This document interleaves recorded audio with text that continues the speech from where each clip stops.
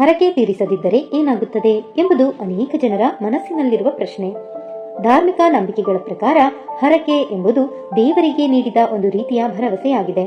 ನಿಮ್ಮ ಆಸೆ ಅಥವಾ ಕೋರಿಕೆ ಈಡೇರಿದರೆ ನೀವು ಹೀಗೆ ಮಾಡುತ್ತೇನೆ ಎಂದು ದೇವರಿಗೆ ಹೇಳಿಕೊಳ್ಳುವುದೇ ಹರಕೆ. ಈ ಹರಕೆಯನ್ನ ತೀರಿಸದಿದ್ದರೆ ಕೆಲವು ನಕಾರಾತ್ಮಕ ಪರಿಣಾಮಗಳು ಉಂಟಾಗಬಹುದು ಎಂದು ನಂಬಲಾಗಿದೆ. ಪ್ರಮುಖವಾಗಿ ಹೇಳುವುದಾದರೆ ವಾಕ್ದೋಷ.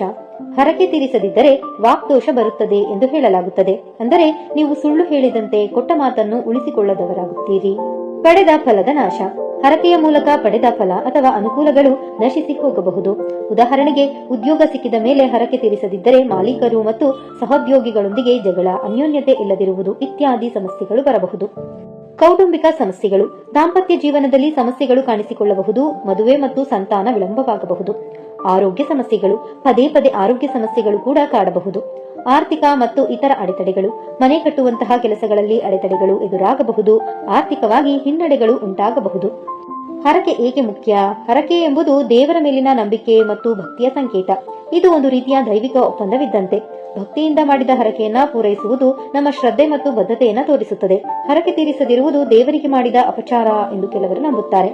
ಒಂದು ವೇಳೆ ಹರಕೆ ತೀರಿಸದಿದ್ದರೆ ಪರಿಹಾರವೇನು? ಹರಕೆ ತೀರಿಸಲು ಸಾಧ್ಯವಾಗದಿದ್ದರೆ ಅದಕ್ಕೆ ಕೆಲವು ಪರಿಹಾರೋಪಾಯಗಳನ್ನ ಸೂಚಿಸಲಾಗುತ್ತದೆ. ಪ್ರಾಯಶ್ಚಿತ್ತ ಮಾಡಿಕೊಳ್ಳುವುದು, ದೇವರ ಕ್ಷಮೆ ಯಾಚಿಸುವುದು ಅಥವಾ ಮತ್ತೆ ಬೇರೆ ರೀತಿಯಲ್ಲಿ ಹರಕೆಯನ್ನ ಪೂರೈಸಲು ಪ್ರಯತ್ನಿಸುವುದು ಇವುಗಳಲ್ಲಿ ಸೇರಿವೆ. ಮುಖ್ಯವಾಗಿ ಮುಂದಿನ ಬಾರಿ ಹರಕೆ ಹಿಡಿಕೊಳ್ಳುವಾಗ ಅದನ್ನ ಪೂರೈಸಲು ಸಾಧ್ಯವಾಗುವುದೇ ಎಂದು ಯೋಚಿಸಿ. ನಂತರವೇ ಹರಕೆ ಮಾಡಿಕೊಳ್ಳುವುದು ಉತ್ತಮ.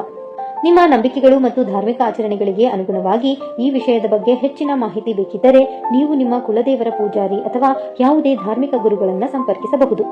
ಸ್ನೇಹಿತರೆ, ಈ ಮಾಹಿತಿ ನಿಮಗೆ ಇಷ್ಟವಾದರೆ ಲೈಕ್ ಮಾಡೋದನ್ನ ಖಂಡಿತ ಮರಿಬೇಡಿ. ಇನ್ನು 10 ಜನರಿಗೆ ಶೇರ್ ಮಾಡಿ. ಇನ್ನು ಹೆಚ್ಚಿನ ವಿಡಿಯೋಸ್ಗಳಿಗಾಗಿ ನಮ್ಮ ಚಾನೆಲ್ ಅನ್ನು ಸಬ್ಸ್ಕ್ರೈಬ್ ಮಾಡಿಕೊಳ್ಳಿ.